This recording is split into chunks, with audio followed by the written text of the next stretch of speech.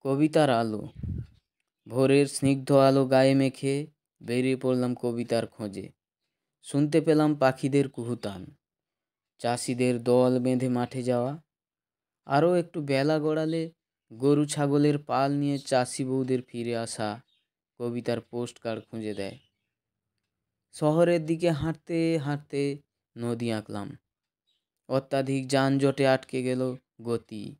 দোকান বাজার ভিড় ভাট্টা অস্থিরতা, গাছের পাতা স্থির, ধুলো জমে। ধীরে ধীরে শহর পেরিয়ে যায় নদী।